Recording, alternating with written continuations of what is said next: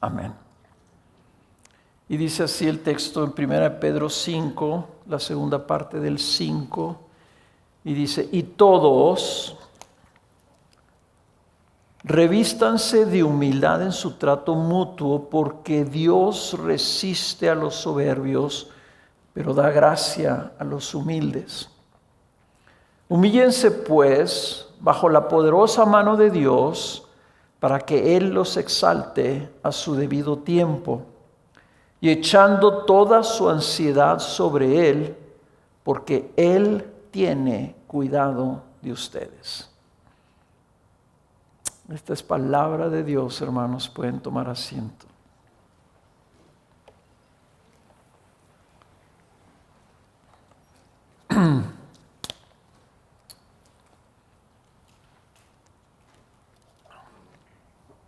El domingo pasado Abelardo hizo un gran trabajo en exponer lo que es la humildad, cómo procurar la humildad, definir lo que es la humildad, el ser humildes, principalmente aplicado a nuestra relación con otros, como dice Filipenses capítulo 2, la definición de la humildad, que es considerar a los intereses de los demás como más importantes que los nuestros. Considerar a los demás por encima de considerarnos a nosotros. Esa es una definición general que tiene una fácil aplicación en nuestro trato mutuo, ¿verdad? Y que combate nuestro egoísmo natural.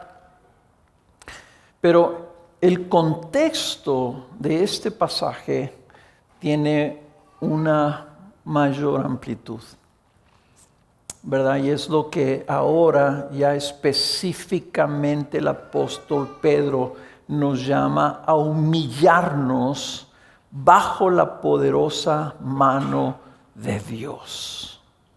Humillarnos delante de Dios y colocarnos bajo su mano. Y les está hablando, recuerden ustedes, y siempre tenemos que interpretar la escritura, los pasajes, no aisladamente, sino en el contexto de lo que es. Y esto es una carta. Y ya estamos llegando hacia el final. Y entonces, en estos dos mensajes que voy a compartir yo estas 2 semanas, y en el último mensaje que va a compartir el pastor Alex, vamos a estar así como que volteando hacia atrás y viendo todo lo que hemos recorrido, porque recuerden, o sea, el tema es ser santos. Es un llamado a que seamos santos delante de Dios como Él es santo, en un mundo que no es santo. Y Pedro les está escribiendo a la iglesia, una iglesia que está sufriendo oposición y que está sufriendo pérdidas y que está pasando tribulaciones. Y hace unas semanas que Alex predicó el capítulo 4, versículo 13, que hablaba inclusive que estaba llamando a la iglesia que se regocijen en el sufrimiento. Dice, porque tenían el privilegio de estar compartiendo los padecimientos de Cristo. Entonces, ante el sufrimiento de la iglesia, ante las pruebas que estaba viviendo la iglesia, Pedro los está llamando ahora como una conclusión, como cerrando el punto de decir cómo se ve la santidad en la iglesia, ¿verdad? En una iglesia que está batallando, que está teniendo problemas, les está llamando a que adopten una postura de humildad ante lo que están viviendo, una postura de humildad delante de Dios, a pesar de lo que están viviendo, o como consecuencia de lo que están viviendo, o que lo más importante de lo que están viviendo es su postura delante de Dios, cómo están ellos viviendo delante de Dios. Y no solamente tiene que ver con la humildad, sino también con la gracia. Recuerden esta promesa que yo le quiero yo la refiero cuando hablo de este pasaje, digo, esta es como una de esas leyes espirituales de la Biblia, ¿no? Como una ley espiritual de la Biblia es como, por ejemplo, Hebreos capítulo 11, versículo 6. Sin fe es imposible agradar a Dios. Es una ley eso. Tú no puedes evitar eso. No hay excepciones de que de alguna manera tú puedas agradar a Dios y no tener fe. ¿Ok? Pues esta es como una ley. Dios resiste a los soberbios y da gracia a los humildes. Y es algo que se aplica en todas las circunstancias. No hay excepciones, no hay cláusulas en donde, bueno, puede ser soberbio en ciertas cosas y Dios no se va a molestar. No. Dios resiste a los soberbios. Punto. Pero da gracia a los humildes. Entonces, lo que vimos esa semana pasada es tan importante porque está haciendo Pedro una referencia de nuevo a la gracia de Dios.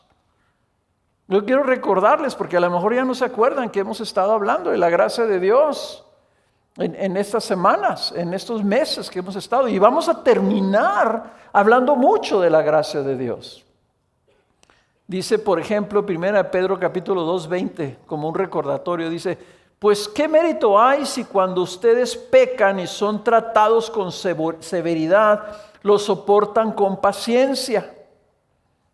Dice, pero si cuando hacen lo bueno, sufren por ello y lo soportan con paciencia, dice, esto haya gracia con Dios.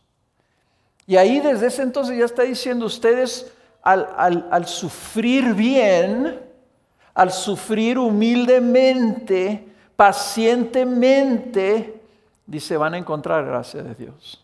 Porque esto genera respuesta de gracia con Dios. Entonces, Abelardo la semana pasada nos ayudó mucho a concentrar nuestra atención en lo que es la humildad y el hecho de que Dios detesta el orgullo, aborrece el soberbio. Ahora nosotros necesitamos ver un poquito más que Dios da gracia a los humildes. Es una promesa, es una ley espiritual. La Biblia no lo pone como una ley espiritual. Yo se los digo, para mí es una ley, ¿verdad? Dios da gracia a los humildes. Entonces yo quiero, antes de entrar al texto, como una especie de introducción, hablar de la gracia de Dios, no asumir que todos estamos entendiendo la gracia de Dios. Vamos a volver al texto y vamos a hablar lo que significa humillarse delante de Dios.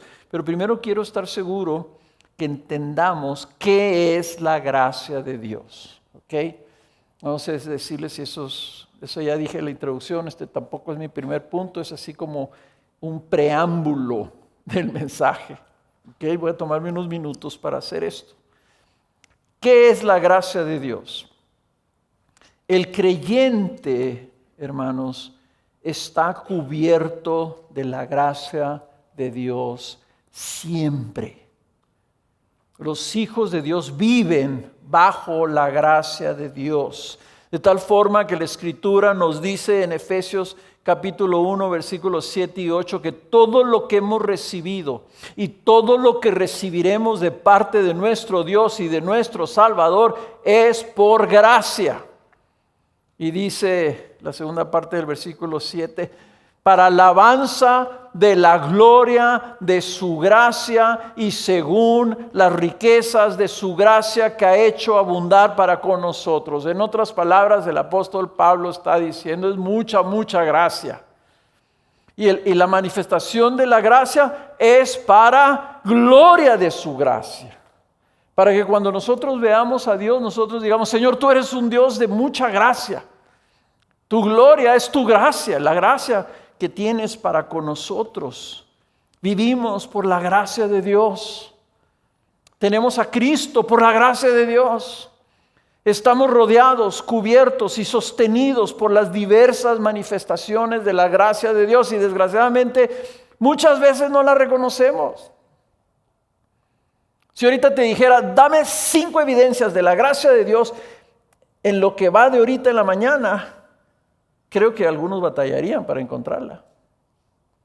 Y sin embargo estamos rodeados de la gracia de Dios. Déjenme darles una definición.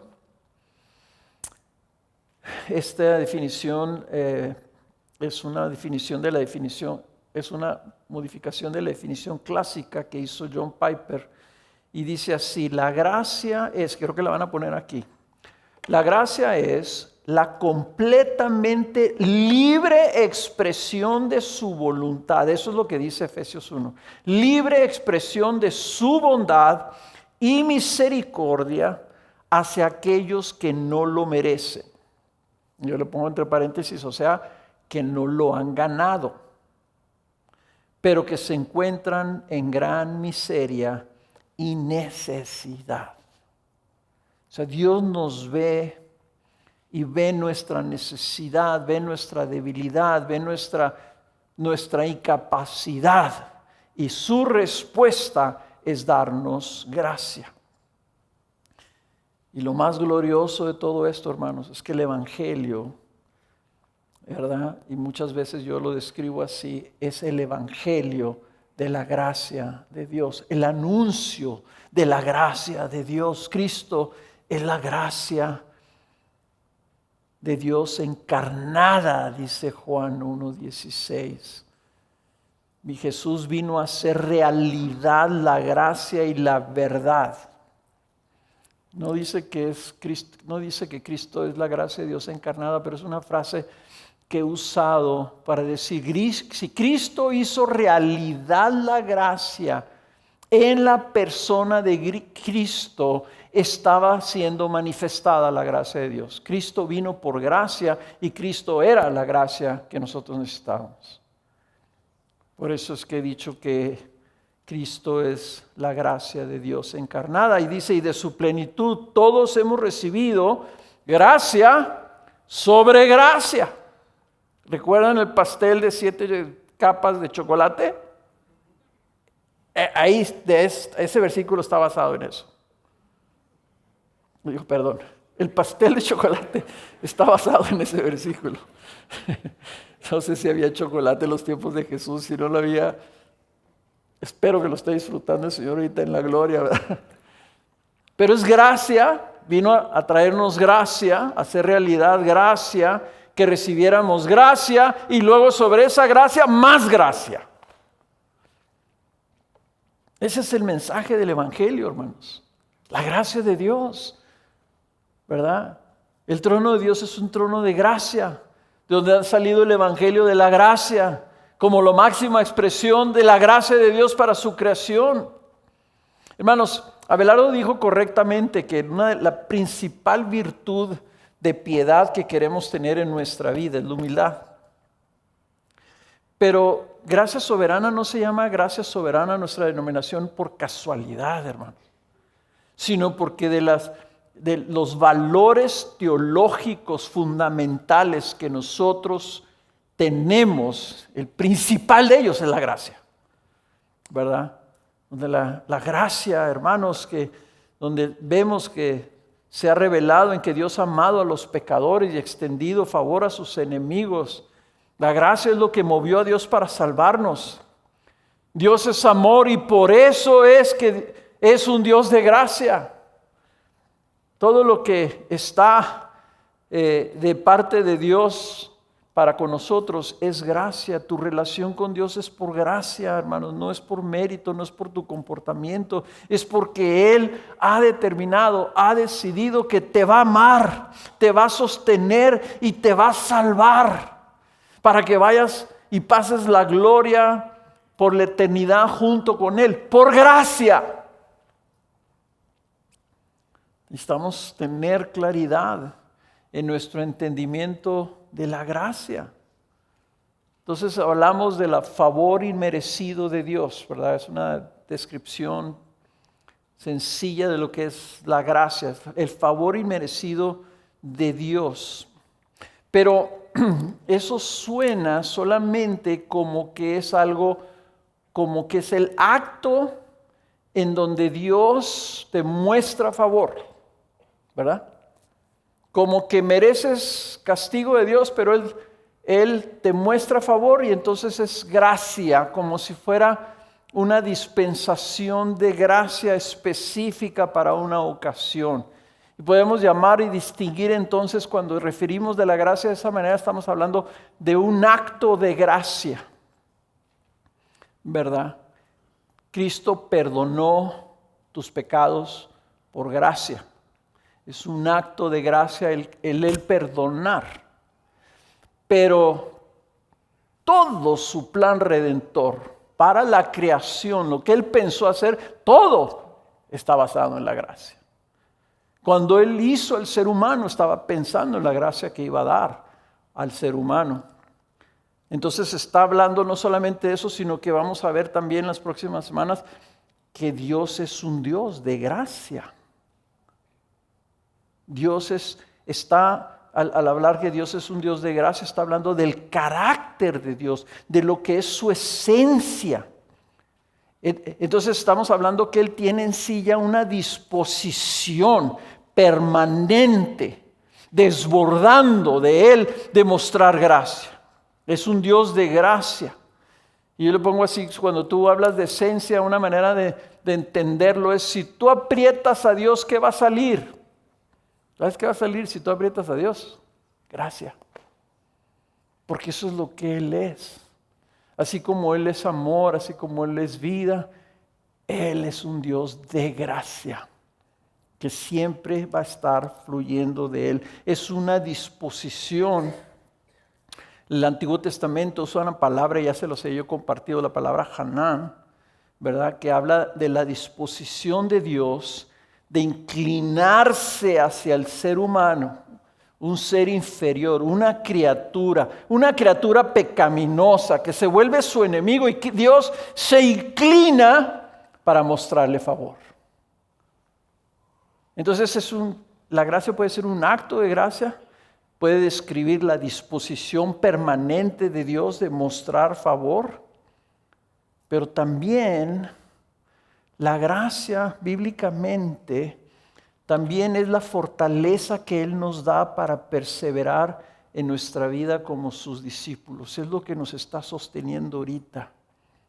La gracia de Dios, hermanos, es lo que ahorita a ustedes les está dando una capacidad de recibir lo que están escuchando en la exposición de su palabra, y también está obrando en que eso que tú estás oyendo, de alguna forma por medio del Espíritu, esté entrando a tu corazón y traiga un cambio en tu vida, ¿verdad? La fortaleza que Él nos da continuamente para perseverar. Por eso Pablo en 1 Corintios capítulo 15 dice: por la gracia de Dios soy lo que soy. Está diciendo, por la gracia de Dios Él me ha hecho lo que soy. Dice, y su gracia para conmigo no resultó vana, antes bien he trabajado mucho más que todos ellos, a los otros apóstoles, dice, aunque no yo, sino la gracia de Dios en mí. ¿Por qué no dijo Pablo, no yo, sino el Espíritu Santo en mí?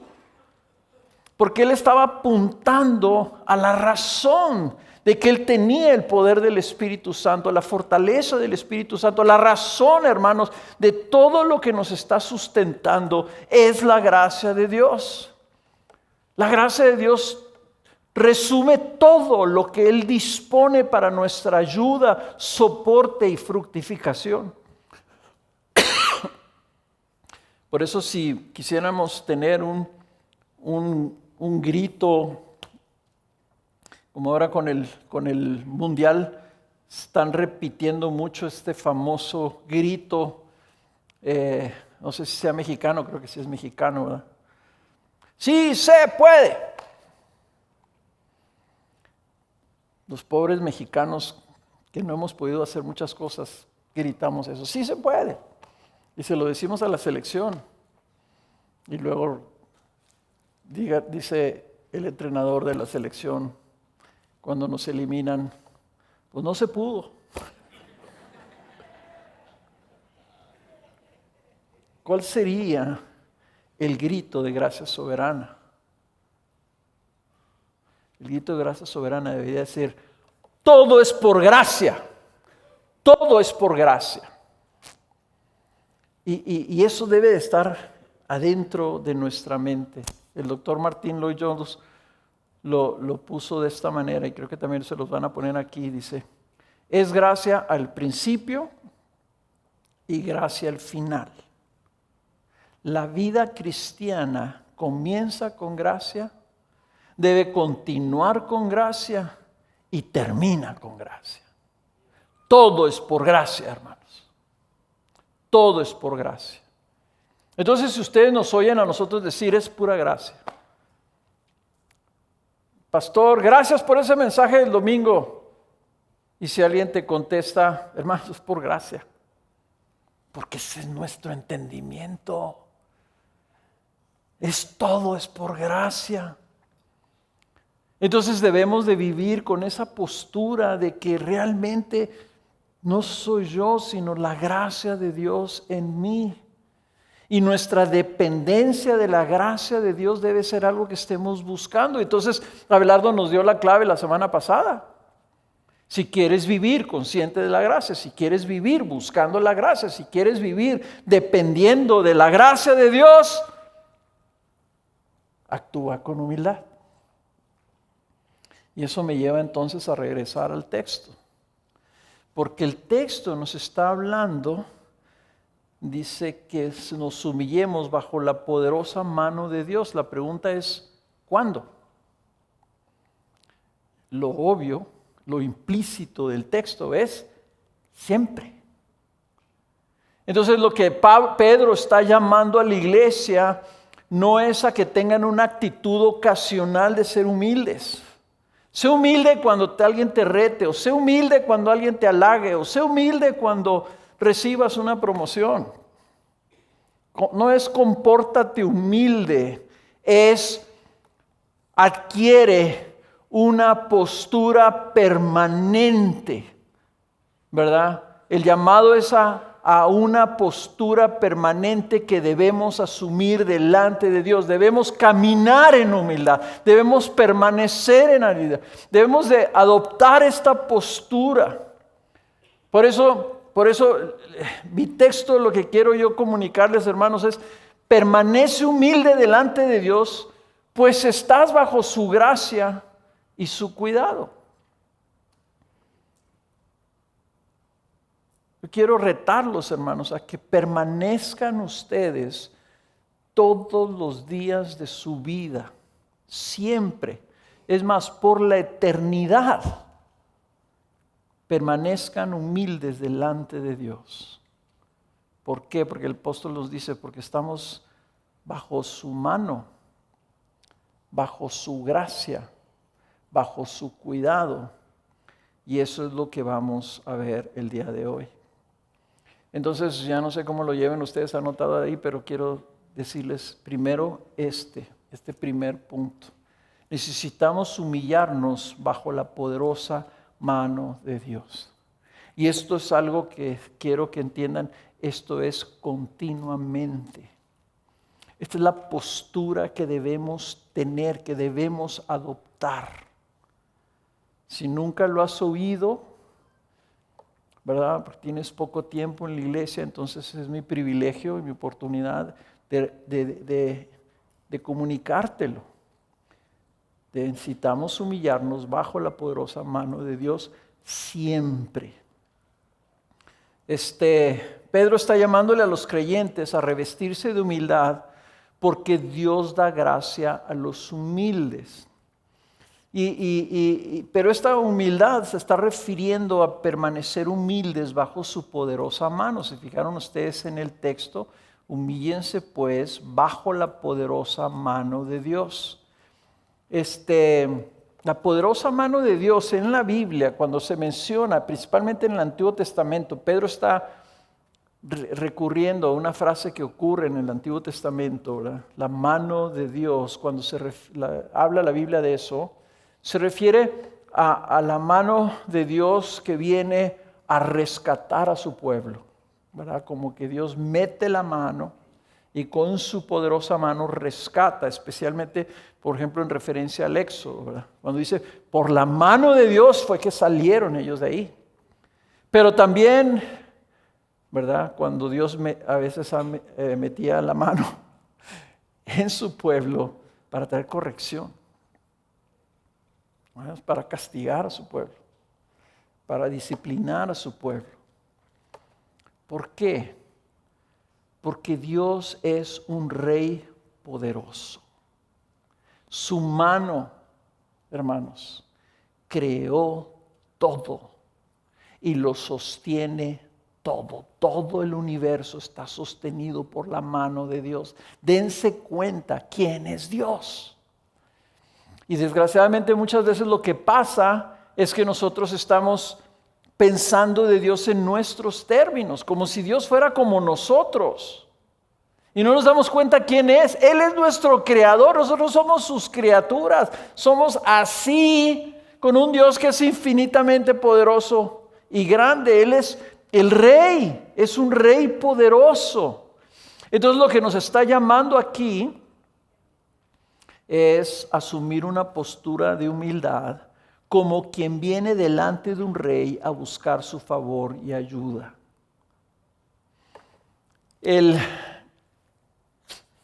No sé, pero a mí de manera automática el decir humíllense bajo su poderosa mano, me viene la imagen de en la antigüedad cuando venían las personas, por ejemplo en el libro de Esther, en donde ella quería hablar con el rey y no podía hablar con el rey hasta que el rey extendía su mano con su cetro para ella y le decía, ¿qué se te ofrece?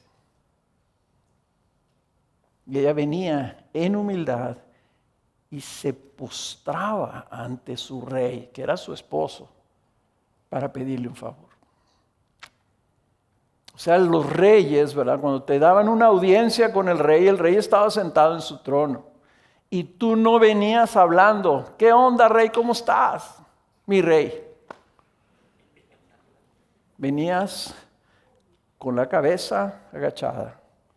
En algunas culturas tú nunca podías levantar los ojos para ver al rey. Siempre tenías que hablarle agachado. Y en muchas escenas de películas, ¿verdad? Que es donde lo hemos visto, o pinturas, los que vienen ante el rey vienen y se postran a los pies. Y cuando el rey les dice, ¿qué quieres que haga por ti? Entonces es cuando hablan. Entonces cuando Pedro aquí está diciendo, humíllense bajo la poderosa mano de Dios, está trayendo una promesa de gracia que vamos a ver más adelante. Les está dando como la forma, la clave de cómo encontrar la gracia de Dios. ¿Cuál es el camino? Yo me acuerdo de eso que aprendí hace casi 50 años, ¿verdad? Es muy importante que tú entiendas quién es Dios y quién eres tú para Dios y cómo debes de venir delante de Dios. ¿Ok? Entonces, Él te está diciendo, es como si tú estás sediento y te estás muriendo de sed y alguien te dice, mira, te voy a dar las instrucciones fáciles, donde está la abundancia del agua fresca, para que te sacies y nunca te vas a acabar esa agua. Y te está diciendo, ve por ahí, entra ahí y ábrele la llave. Te está dando el camino. Pedro está diciéndonos cómo humíllate bajo la poderosa mano de Dios. Ahí es donde vas a encontrar la gracia de Dios. ¿Por qué? Porque Dios no puede comprometer lo que Él es. Nosotros se nos olvida porque como estamos disfrutando tanto de su gracia, entonces abusamos de la gracia. No sé si les ha pasado, ¿verdad? Que a veces vivimos con nuestros padres, y a lo mejor aquí los hijos que están aquí han vivido tanto de sus padres, han vivido bajo la consideración de sus padres, bajo el cuidado de sus padres, la provisión de sus padres. que luego se nos olvida que son nuestros padres y les queremos hablar al tú por tú. Las veces que yo ofendí a mi padre principalmente fue cuando yo lo reté. Para él como mi papá, que me había cambiado los pañales, ¿verdad? Eso fue algo muy doloroso. Y duramos meses antes de que el Señor me salvara, meses y meses en que no teníamos comunicación. Por esa actitud que yo lo quise ver como si fuéramos iguales. Se me olvidó que era mi padre. A veces así hacemos con Dios. Se nos olvida quién es Él. Y Pedro le está diciendo a la iglesia, no se te olvide quién es Él. Pero te voy a decir cómo es que tú puedes recibir la gracia de Dios. Él es un Dios de gracia, pero también es el soberano Rey. Entonces, aquí es donde Hebreos 4:16, yo quiero que ustedes tengan una imagen un poquito diferente a la como lo han escuchado siempre, ¿verdad? Dice Hebreos 4:16, por tanto, acerquémonos con confianza al trono de la gracia para que recibamos misericordia y hallemos gracia para la ayuda oportuna. Pero noten que está diciendo acerquémonos al trono. O sea, el que está sentado en el trono es un Dios de gracia, pero está en un trono. Por eso me encanta ese pasaje y debe de iluminarnos. Tú debes acercarte como se debe acercar uno a un trono. Tú no estás en el trono, tú eres el necesitado de misericordia y de ayuda. Y vienes a un trono, pero la buena noticia es que es un trono de gracia, pero sigue siendo un trono. Y el que está ahí tiene una mano muy poderosa, tan poderosa que te puede dar suficiente gracia y ayuda para lo que tú necesites. Pero también poderosa, ¿verdad? Que tu vida está en su mano y todo lo que eres y todo lo que tienes está en su mano. Tenemos que estar conscientes de eso. Somos meras criaturas delante del Dios del universo. Por eso le tuvo que hablar a su pueblo. Yo soy Dios, le decía a Israel. Yo soy Dios y ustedes no lo son. Yo les puedo decir lo que va a pasar mañana. Yo ya sé lo que va a pasar mañana. Yo sé lo que ustedes necesitan antes de que ustedes sepan que lo necesitan. Yo soy Dios.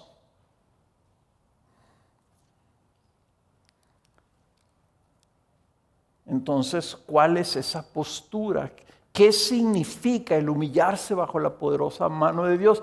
Bueno, pues entonces creo que eso nos debe de decir que la postura de humillación delante de Él significa que tú vienes a Él con un corazón inclinado hacia Él. Que vienes a Él a buscar su voluntad y no la tuya. Casi estoy seguro que Abelardo lo mencionó cuando estaba hablando de la humildad en referencia a Dios.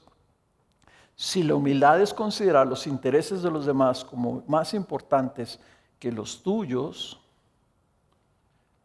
imagínense con Dios.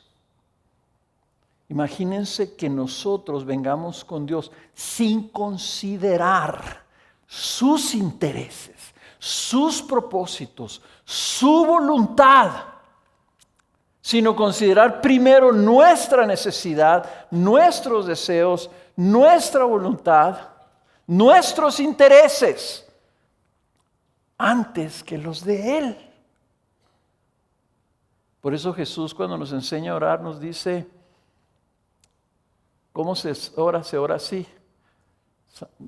¿Cómo dice? Padre nuestro, estás en los cielos, en tu trono, ¿verdad? Santificado sea tu nombre, levantado y apartado de todo, considerado como lo supremo.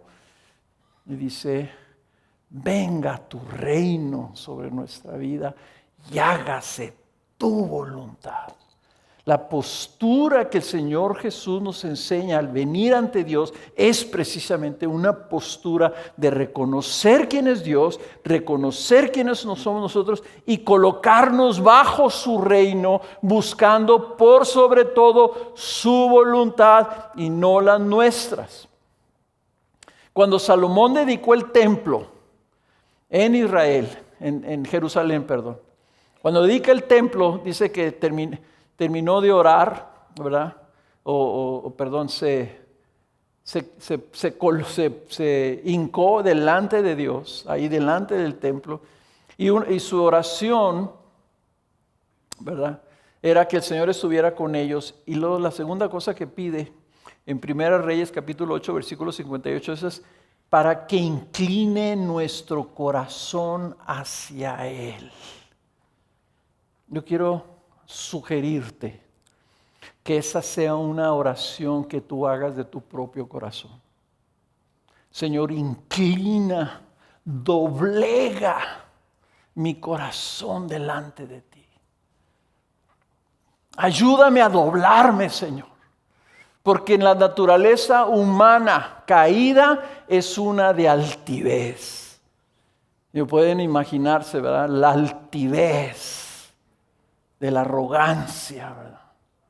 El que yo estoy erguido, yo quiero venir delante de Dios al tú por tú, así como yo le hablé a mi papá. Y Salomón dice, no, Señor, inclina el corazón de tu pueblo, dobléganos a que vengamos a buscar tu voluntad, ¿verdad? No debemos venir quejándonos de nuestra condición o reclamándole, Señor, ¿por qué no me has ayudado? Debemos venir en sumisión, reconociendo que de su gracia depende todo lo que somos y todo lo que necesitas. Depende de su gracia, de su buena voluntad. Como dijo Jesús, Señor, venga tu reino y hágase tu voluntad, pero no son solamente palabras. Es la disposición de tu corazón, de tu alma. ¿Ya han visto ha escuchado ese ejemplo que dicen de la niña que le decía a su papá, siéntate, ¿verdad? Iban en el carro y la niña iba parada. Siéntate, hija. Y seguía parada. Siéntate, hija. Siéntate o me voy a parar y te voy a amarrar. Y se sienta. Y la niña le dice, estoy sentada, pero por adentro estoy parada. No. Dios lo que está viendo es tu corazón. Él está viendo cómo lo ves a Él. Él está viendo cómo te sientes cuando estás en su presencia. Él está viendo si hay un corazón de agradecimiento, pero también de humildad, en decir, Señor, ¿quién soy yo para estar delante de tu presencia? Y sin embargo me dices, acércate con confianza. ¿Por qué? Porque estamos sellados con la sangre de Cristo, porque tenemos acceso para con Dios. Es la mayor bendición que tenemos, que podemos entrar al salón del trono, a la presencia de Dios, a hablar con Dios. Pero no con ligereza, sino humillándonos.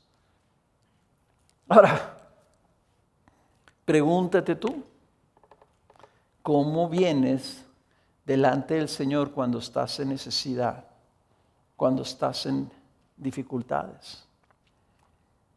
¿Vienes de pie delante de Dios reclamando su bendición? Como quien siente que merece ser librado de sus penas. ¿O vienes con queja porque estás sufriendo?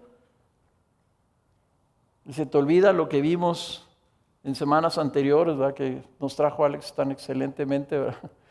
Tal vez Dios te escogió para probarte.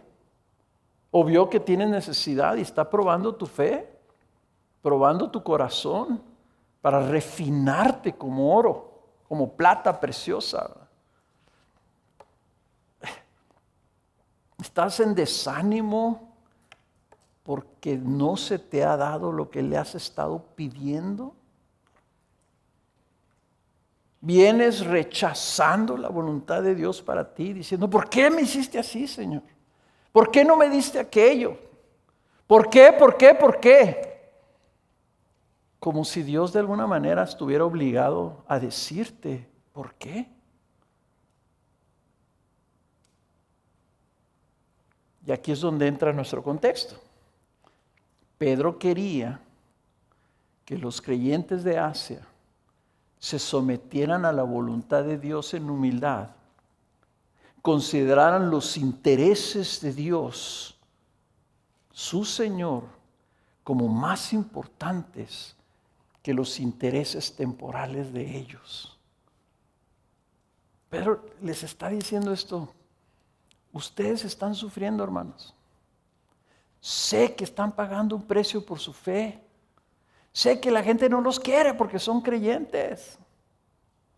Y a lo mejor Pedro ya proféticamente tenía un sentido de que en unos años iba a venir una persecución terrible contra la iglesia. Terrible, donde los iban a arrestar y los iban a matar en el circo.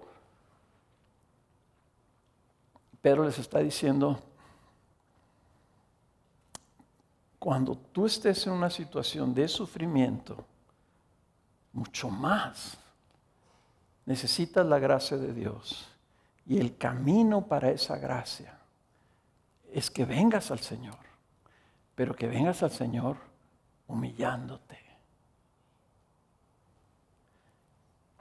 Y entonces esto tiene aplicación específicamente a la situación de dificultad que están viviendo. Pedro está conectando su humillación ante Dios con la promesa de que Él los exaltará a su debido tiempo. Pero esa promesa, ¿verdad?, apunta a su exaltación eterna. O sea, lo está conectando con la gracia eterna de Dios. ¿Por qué? Porque la exaltación es mucho más que la eliminación de la dificultad.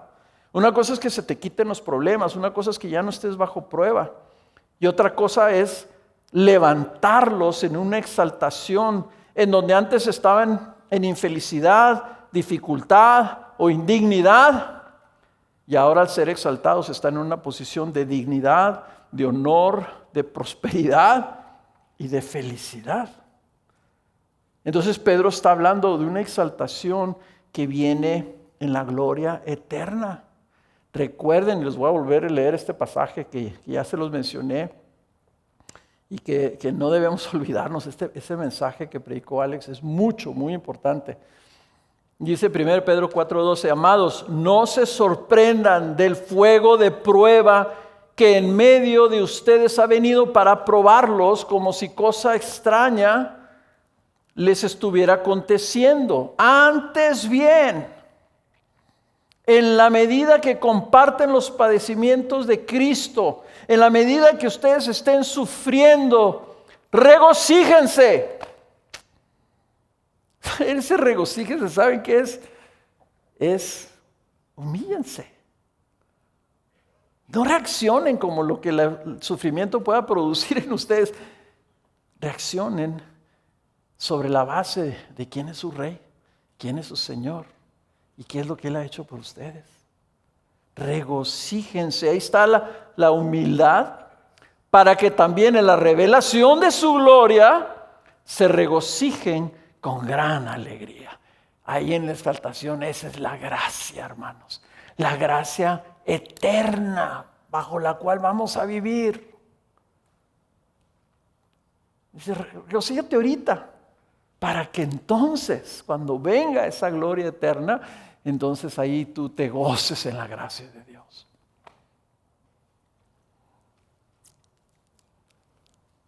Pedro nos está enseñando y les está enseñando a ellos que la exaltación viene de la humillación.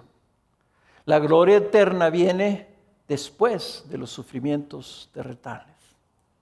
Esta dinámica del reino invertido de Jesús, que dijo Jesús, los primeros van a ser los últimos.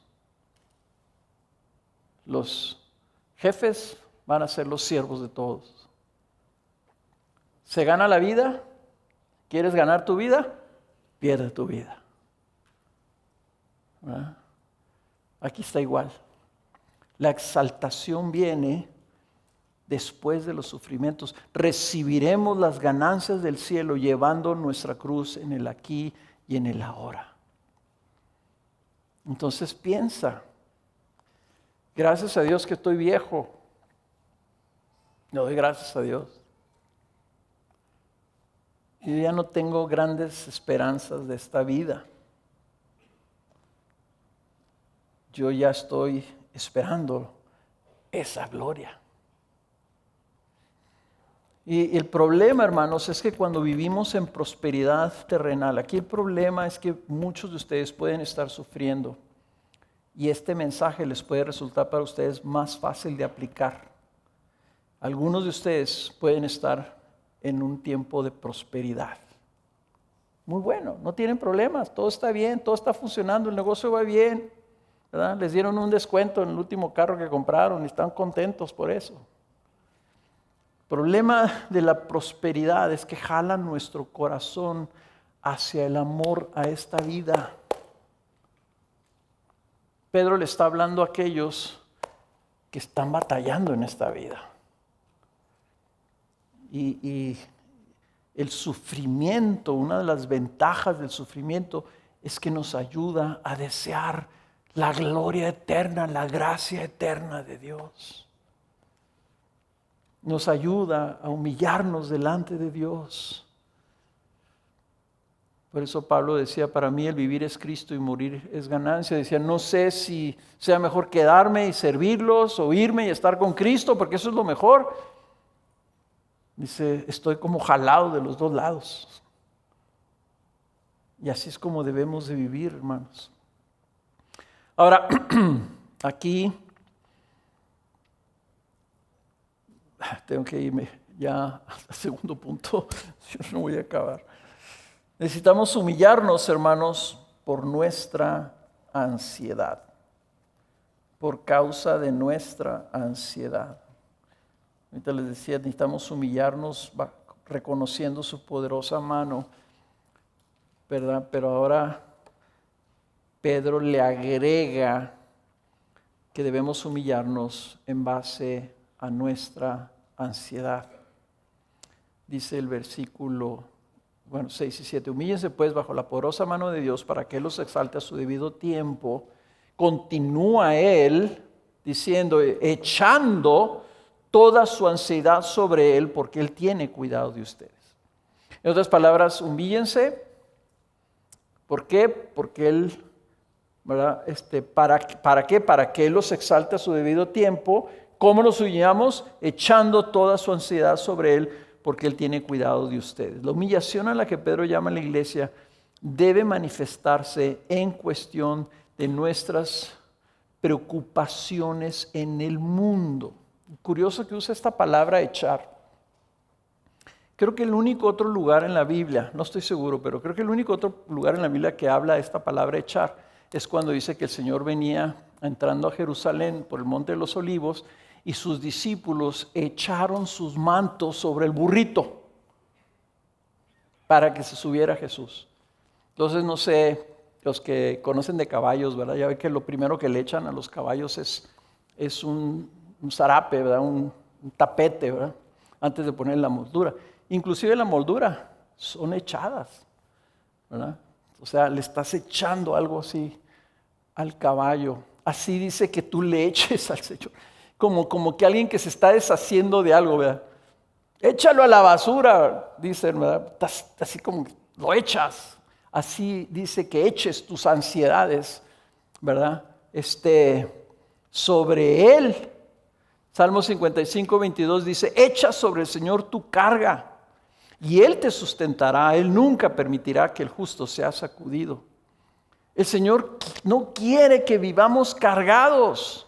O sea, la prueba, la tribulación, la oposición, los sufrimientos, todas las cosas que vivamos en nuestras vidas, la necesidad. El Señor dice, sí estoy permitiendo que vivas estas cosas, pero no quiero que las lleves tú. Quiero que las eches a mí, que me las eches a mí, que yo lleve tu carga y que tú dependas de mi gracia. Oye, si esta no es una fórmula para encontrar gracia de Dios, yo no sé qué sea. Vean ustedes, Dios resiste a los soberbios que quieren llevar sus propias cargas, pero da gracia a los humildes que dicen, no puedo llevar mi carga, ayúdame. Y vienen reconociendo lo que es el Señor, vienen a buscar ayuda, vienen a buscar gracia y vienen postrándose delante de Dios. Señor, ¿qué quieres? ¿Qué se te ofrece, hijo? Señor, dame chance, déjame echarte esto. Déjame echarte los problemas que traigo ahorita. Déjame echarte la necesidad y las preocupaciones por mis hijos. Déjame echarte, ¿verdad? Este negocio que ya no sé si va a funcionar o si no va a funcionar. Déjame echarte, Señor, las broncas que tengo con mi patrón. Déjame echarte mi matrimonio. Déjame echarte este cáncer. El Señor dice, échalo, échaselas.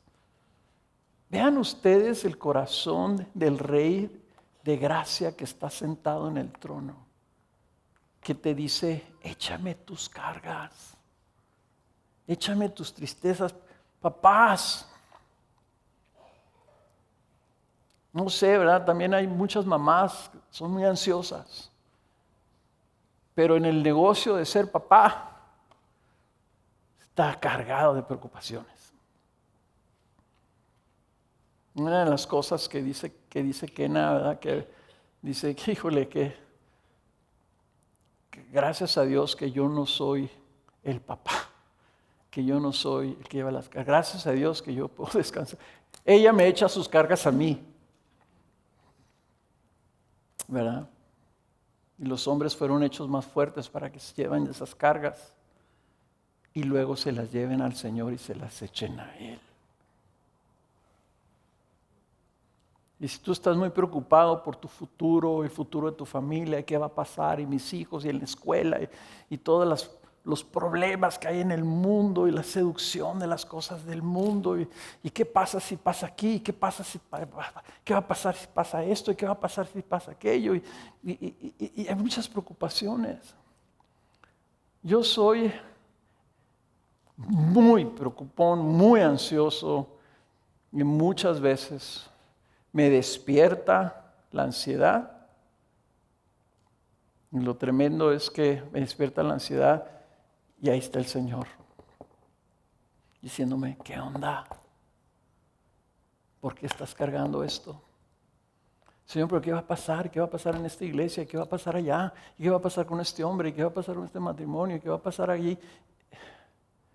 Y eso dice, échame tu carga. Y a veces paso 1 hora echándole las cosas al Señor. Y luego ya me puedo dormir.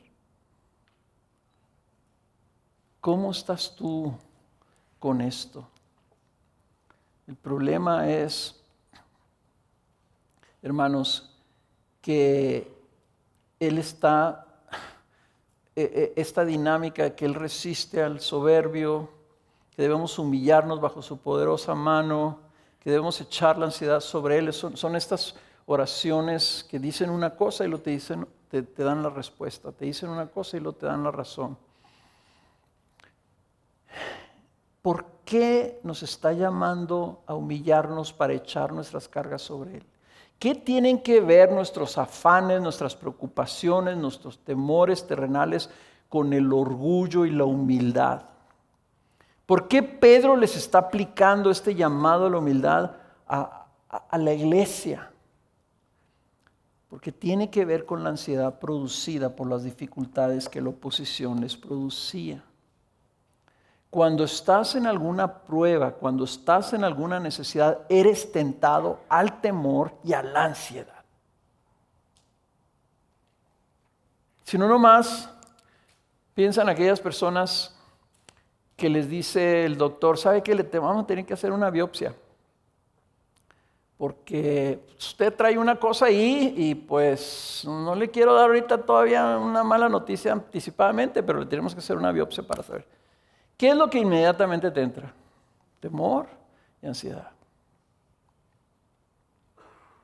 Entonces Pedro está diciendo, ustedes están en pruebas, están en tribulaciones, están en necesidades, iglesia. Echen sus cargas al Señor. Echen la ansiedad, toda su ansiedad sobre Él. ¿Por qué, hermanos? Porque esa ansiedad es pecado. La ansiedad es un síntoma de nuestra incredulidad. No creemos que el Señor nos va a cuidar. Cuando Jesús enseñó a la iglesia sobre la ansiedad, les dijo en Mateo 6:31, por tanto, no se preocupen diciendo, ¿qué comeremos? ¿O qué beberemos? ¿O con qué nos vestiremos? Eran las necesidades básicas de la sociedad en ese entonces. Porque los gentiles buscan ¿cómo? Ansiosamente todas estas cosas. Que el Padre Celestial sabe que ustedes necesitan todas estas cosas. ¿Y qué les dice Jesús? Busquen primero su reino y su justicia y todas estas cosas les serán añadidas. Por tanto, no se preocupen por el día de mañana. Dice, cada día tiene sus propios problemas. Entonces Él vino como la encarnación de la gracia a revelar la gracia de Dios, a decirles a los hijos de Dios, Dios va a cuidar de ustedes. Dios va a cuidar de ustedes. Ustedes van a estar a partir del momento que Cristo entre a sus vidas, ustedes van a estar bajo su gracia. No se preocupen. El Padre sabe lo que ustedes necesitan y Él los va a cuidar. Si no pueden agregarle 1 hora a su vida, no pueden hacer un pelo blanco, no lo pueden hacer negro, aunque quieran, señoras, y se lo pinten 1000 veces, va a seguir siendo blanco. Por adentro está blanco. Dice, ¿qué están haciendo preocupándose? Busquen su reino. Busquen el inclinarse delante del trono. Busquen su reino, humíllense, dijo Jesús. Y dedíquense a lo que hemos estado hablando en esta carta. Dedíquense a ser santos como yo soy santo. Dedíquense a buscar la piedad. Dedíquense a hacer lo que yo los hice. A hacer lo que yo quiero que sean en semejanza mía. Dedíquense a eso. Yo me encargo de ustedes. Ustedes dedíquense a lo que yo les he encargado a ustedes realmente. A que vengan a mí, número 1. Y segundo, a que se apliquen a crecer y a hacer lo que tienen que hacer. Eso es lo que está diciendo. Y entonces, ¿qué es lo que pasa? Cuando nosotros no creemos el cuidado de Dios, estamos en incredulidad. ¿Verdad? Estamos tentados a responder con esto. ¿Por qué me está pasando esto, Señor? Es una respuesta muy fácil, ¿verdad? Pues porque yo soberanamente decidí que te iba a permitir que vivieras esto. El preguntar por qué me está pasando es una pregunta innecesaria e incorrecta. No le preguntes a Dios por qué, porque la mayoría de las veces no te puede contestar porque no tienes capacidad en nuestro cerebrito humano de entender sus designios. Y tal vez mucha gente que dice, cuando yo llegue al cielo le voy a preguntar a Jesús por qué. ¿Por qué se murió mi mamá cuando yo estaba joven? Lo más probable es que no te van a contestar. Porque no tendrás capacidad de comprender los designios de Dios. Solamente Dios sabe por qué.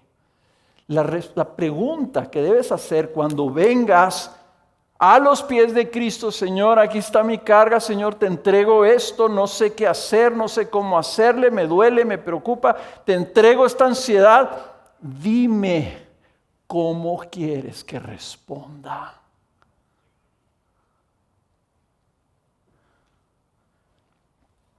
Dime cómo quieres que responda.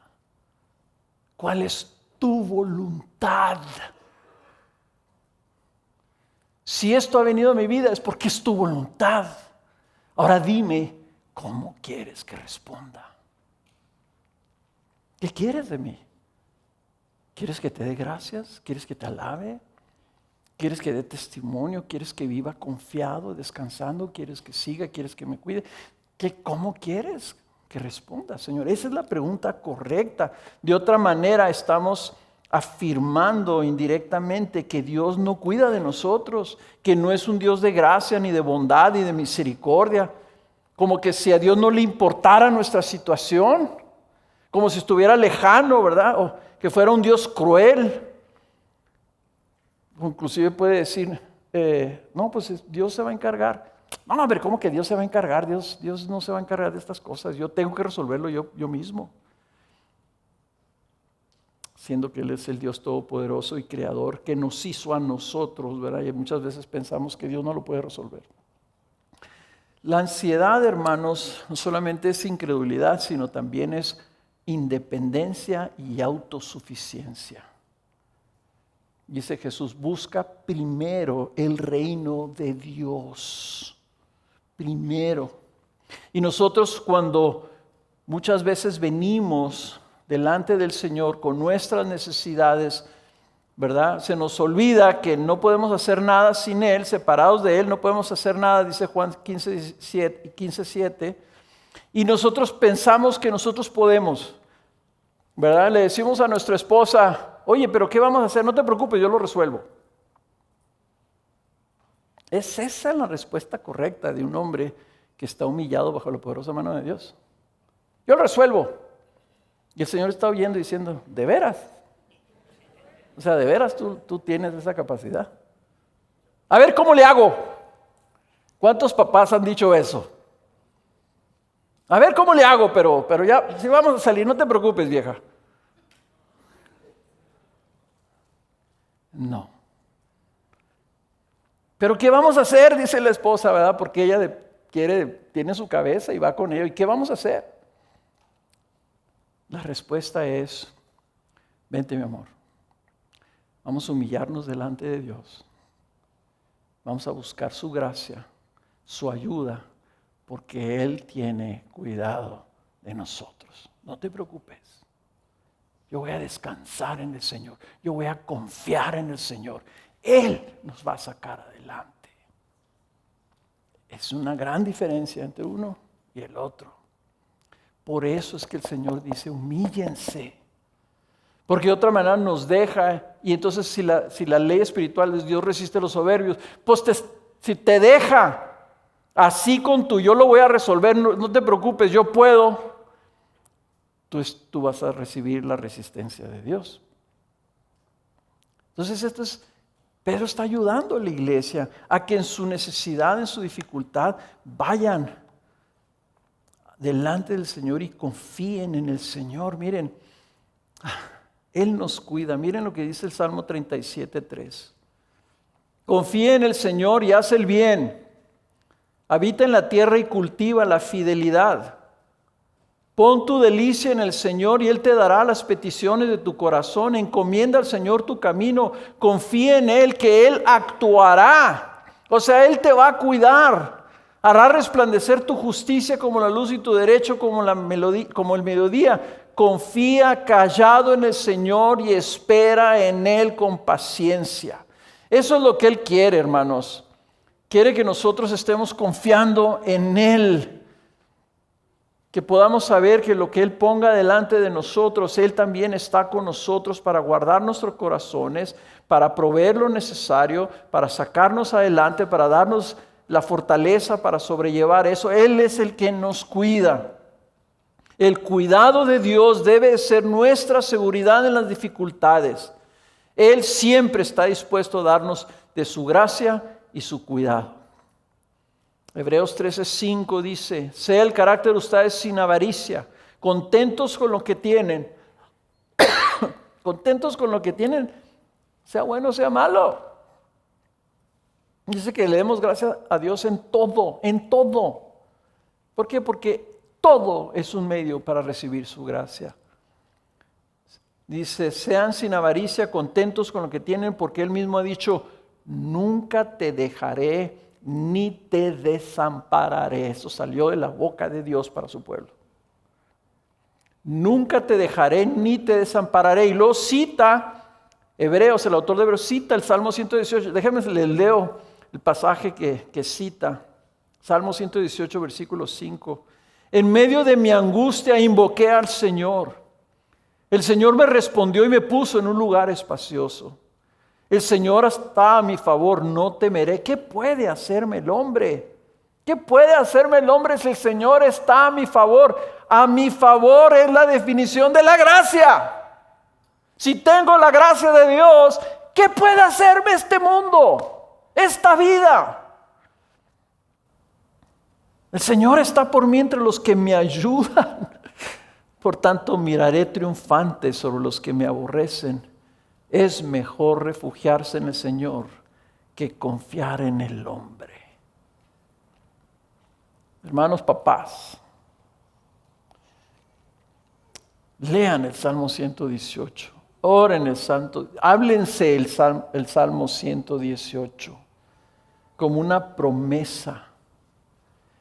Y también, miren, aquí hay personas que no han hecho del Señor su refugio, que no lo conocen siquiera, que no han querido doblar, inclinar su corazón y postrarse delante del Señor y decirle, Señor, yo quiero que tú seas mi rey. Lo que quiero decirte, te lo digo con mucho respeto, pero también porque te lo tengo que decir, tú no puedes reclamar esa promesa. Tú no puedes decir, yo sé que el Señor me va a cuidar. Ay, Diosito, cuídame. ¿Sobre qué bases? Dios cuida de los suyos. Y si tú no has hecho a Cristo tuyo, no estés esperando que Él te cuide como si fuera suyo. La buena noticia es que Él quiere que seas de Él. Y en el momento que tú vengas y te acerques al trono de la gracia y le digas, Señor, aquí estoy. Tú eres un Dios de gracia, yo necesito tu gracia. Yo no quiero enfrentar mi vida sobre mis propias fuerzas. Y a veces muchos de nosotros llegamos a Cristo porque hemos agotado todas las posibilidades de todo lo demás. Y hemos estado en situaciones de miseria espiritual, emocional. Y es ahí donde el Señor nos alcanza. Porque a veces, desgraciadamente, tenemos que estar en un hoyo para que entonces volteemos hacia arriba y decir, ayúdame y sácame de aquí. No esperes a que eso suceda. Ven al Señor pronto. Ven al Señor ya. Ya se me acabó el tiempo, pero déjenme les dejo con este último pasaje. Tenemos esta promesa de parte del Señor y también la Escritura nos dice que cuando vengamos y nos postremos y nos humillemos y nos inclinemos delante de Él, debemos de venir en oración.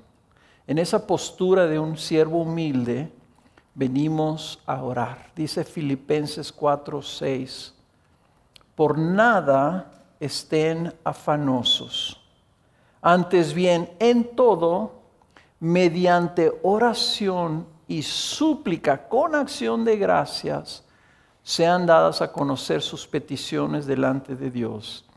Y la paz de Dios, que sobrepasa todo entendimiento, guardará sus corazones y sus mentes en Cristo Jesús. Dice que vengamos, y no sé si te llama la atención, dice con oración y súplica, con acción de gracias.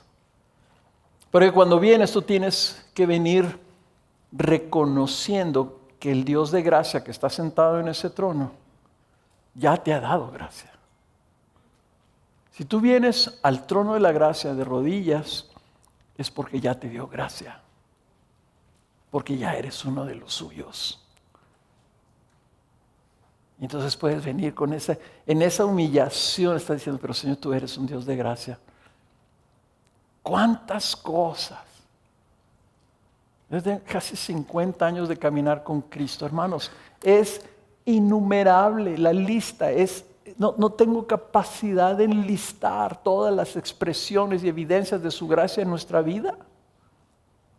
Innumerables, incontables. Yo no puedo venir al Señor diciendo, Señor, ¿por qué me has abandonado? ¿Cuándo me ha abandonado el Señor? Nunca. Entonces vengo a suplicarle. Y si vengo, está correcto. Si yo tengo cáncer, Señor, vengo dándote gracias, Señor, porque has sido bueno conmigo. Muy bueno con nosotros has sido, Señor. Estoy rodeado de las evidencias de tu gracia. Gracias por tu gracia, Señor. Y te pido, sáname. Pero te pido, Señor, que se haga tu voluntad en mi vida. Y que tú me digas como mi rey, ¿cómo quieres que responda a esto? Te pido que me sanes, pero vengo en sumisión a tu voluntad.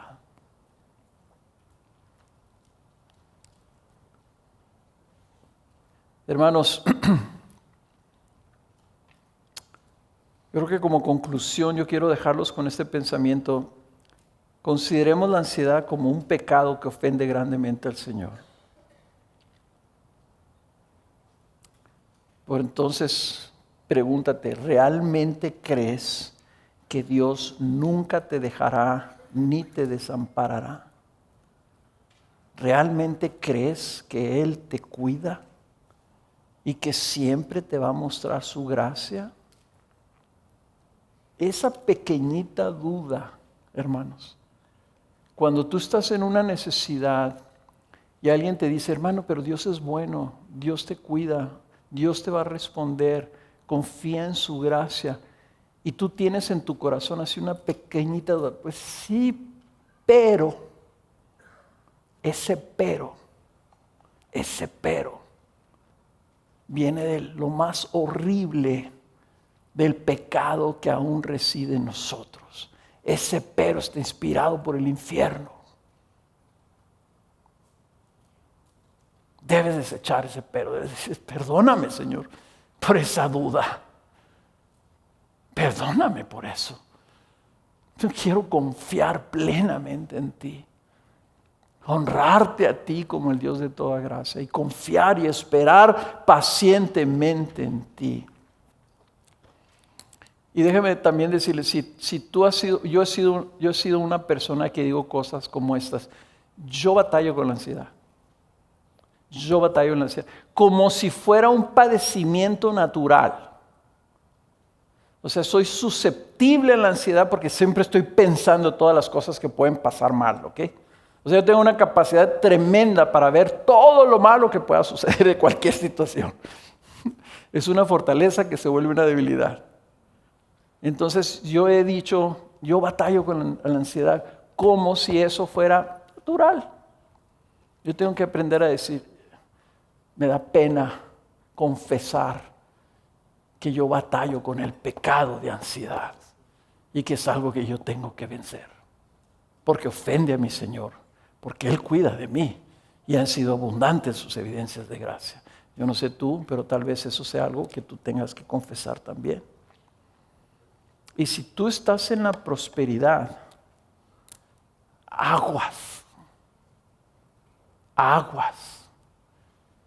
Asegúrate que en tu prosperidad, cuando tú veas que el Señor te bendice, en ese momento digas, cuando tú estás pensando, híjole, de veras, ¿cómo me ha bendecido el Señor este año? Ahí, de rodillas, Señor, tú eres el Dios de gracia. ¿Por qué me has mostrado toda esta gracia? Gracias porque es tu mano la que ha traído esto sobre mí, Señor. Guárdame de pensar, Señor, que esto es algo que yo he producido. Esto es tu gracia. Yo dependo, Señor. Y ahorita por algo me estás bendiciendo. Nomás dime cómo quieres que responda. Vamos a ponernos de pie. Les voy a poner esta última cita,